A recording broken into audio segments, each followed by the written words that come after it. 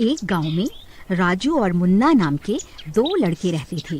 अरे मुन्ना, तुम क्या रोज आने जाने वाली लड़कियों को छेड़ते रहते हो? किसी दिन तुम बहुत बड़ी मुसीबत में फंस जाओगे। अरे दोस्त, तुम क्या जानो लड़कियां क्या होती हैं? कितना मजा आता है छेड़ने में। अरे भाई, मुझे ये मजा नहीं चाहिए। मैं तो बस तुम्हारे भले के लिए बोल रहा था। तभी वहाँ से लड़की गुजरती है और मुन्ना उसे भी छेड़ने लगता है। अरे कहाँ जा रहे हो? हम भी खड़े हैं राहों में, हमें भी साथ ले लो। अरे तेरे घर माँ बहन नहीं है? जब देखो आती जाती लड़कियों को छेड़ता रहता है। मैडम, माँ और बहन तो है, बस आप नहीं हो। अभी ठहर, तुझे बताती हूँ। आज तेरे 2 हाथ लगा ही देती हूँ। ठहर जा, तेरा नास मिटे, तेरी अच्छी सी पिटाई होगी, तभी तू सुधरेगा। अबे बोला था ना पिटेगा, अब भाग। फिर दोनों वहाँ से भाग जाते हैं। दोनों भागते भागते गांव के बाहर नदी के पास पहुँचते हैं। अबे रुक जा, थक गया हूँ। हाँ यार, मैं भी। रुक, मैं टॉयलेट करके आता हूँ। ठीक है, लेकिन वहाँ पे पीपल का पेड़ है, वहाँ मत करना। दादाजी कहते थे कि किसी किसी पेड़ पे चुड़ैल का साया होता है। अबे यार, पेड़ पे चुड़ैल। अबे तेरे दादाजी भी बहुत अंधविश्वासी हैं। ऐसा कुछ नहीं होता। वैसे भी चुड़ैल मेरा क्या बिगाड़ देगी? और सुंदर हुई तो अपनी तो लॉटरी निकल जाएगी। यार, तुझसे तो बात करना बेकार है। अच्छा, नाराज मत हो, नहीं करूँगा वहाँ टॉयलेट।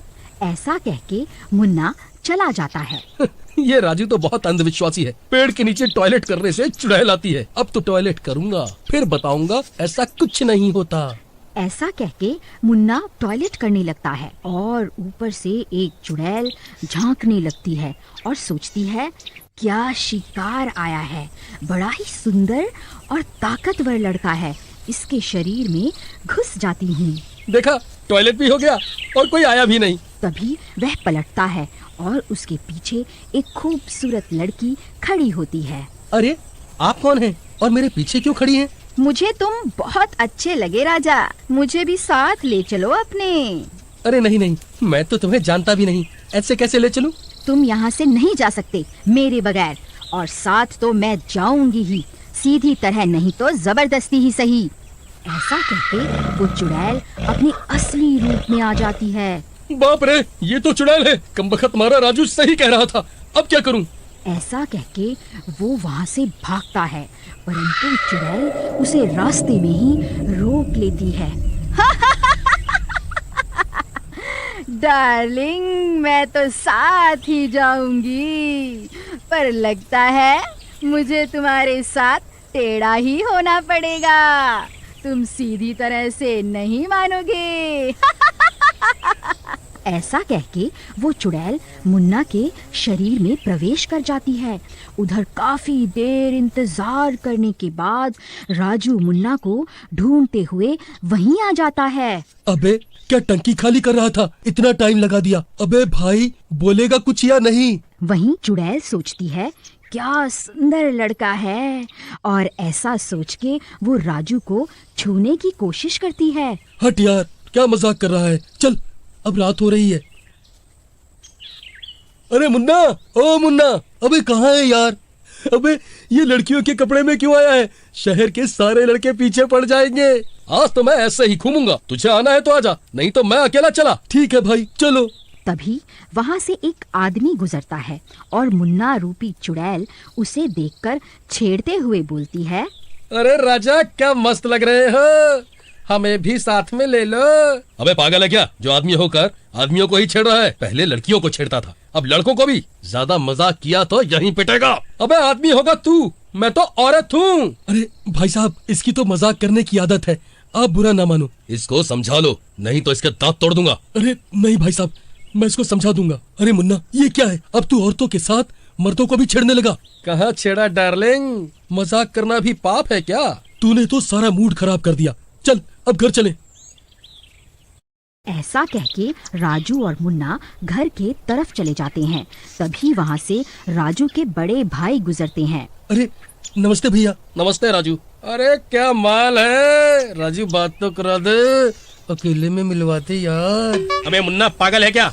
लगता है मार खाएगा। डार्लिंग, आपके हाथ से तो हम जहर भी खा लें, मार क्या चीज है। अरे भाई आप जाओ, ये पागल हो गया है, इसको घर छोड़ के आता हूँ। अरे आजा न राजा, साथ में चलें। अबे चल यार, भाई है वो मेरा, क्या मजाक कर रहा है। दोनों मुन्ना के घर की तरफ जाने लगते हैं। तभी राजू की निगाह मुन्ना के पैरों की तरफ पड़ती है। वो दिखता है इसके पाँव तो टेढ़े हैं, जैसे उसके दादाजी ने बताया था। मुन्ना तू यहाँ से घर चला जा, मैं कल सुबह फिर आऊंगा।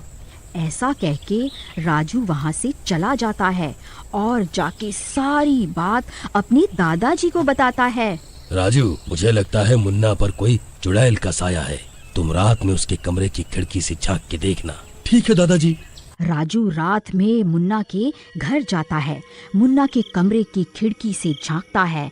वहाँ पे चुड़ैल मुन्ना को डरा रही होती है। मुझे तेरा शरीर बहुत अच्छा लगा, मैं तुझे कभी नहीं छोड़ूंगी। और तू तो औरतों को भी बहुत छेड़ता था, इसलिए कभी नहीं छोड़ूंगी। मुझे छोड़ दो, मैं आपसे रहम की भीख मांगता हूँ। तू तो मेरा गुलाम है, अब तो मैं तुझे कभी भी नहीं छोड़ूंगी। दादाजी ठीक कह रहे थे, चलो दादाजी से ही बात करता हूँ, वही कोई उपाय बताएंगे, नहीं तो मुन्ना मर जाएगा। राजू ऐसा सोच रहा होता है, तभी चुड़ैल राजू को देख लेती है। मुन्ना के अंदर चुड़ैल आ जाती है और वो राजू की तरफ भागती है। अरे यार, ये तो मेरे पीछे पड़ गई, भागो नहीं तो वो मुझे मार डालेगी। राजू तेजी से अपने घर की तरफ भागता है। चुड़ैल उसके पीछे पीछे वहाँ आ जाती है। दादाजी, मुन्ना के अंदर चुड़ैल है, ये मुझे मारने के लिए पीछे पीछे आ रही है। घबराओ मत राजू, अभी हम जिंदा हैं। अरे दादाजी, फिल्मी डायलॉग मत मारो, वो मेरे पीछे पीछे आ रही है। राजू, घर के अंदर से गंगा जल ला। ठीक है दादाजी। तभी वहाँ पे चुड़ैल आ जाती है। हट बुढ़े सामने से, मुझे वो लड़का चाहिए। तभी राजू गंगा जल ले आता है। ये लो दादाजी, गंगा जल। अबे मुझे क्या दे रहा है, मुझे पीना है क्या? चुड़ैल के ऊपर डाल। सॉरी दादाजी, मैं डालता हूँ। ऐसा कहकर राजू चुड़ैल के ऊपर गंगा जल डाल देता है और दादाजी भी हनुमान चालीसा का पाठ करने लगते हैं। दादाजी, लगता है चुड़ैल का साया मुन्ना से हट रहा है, उसके पैर सीधे हो रहे हैं। 1 मिनट में वो पूरा सीधा हो जाएगा। बजरंग बली तो अच्छे अच्छे को सीधा कर देते हैं। तभी वो चुड़ैल तड़पने लगती है। ए मूर्ख इंसान, ये तूने क्या कर दिया?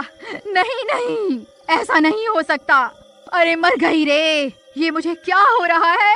फिर देखते ही देखते वह चुड़ैल भी जलने लगती है और कुछ ही देर में जलकर राख हो जाती है। फिर इस तरह गांव वालों को उस चुड़ैल से छुटकारा मिल जाता है और एक बार फिर से अच्छाई की जीत होती है।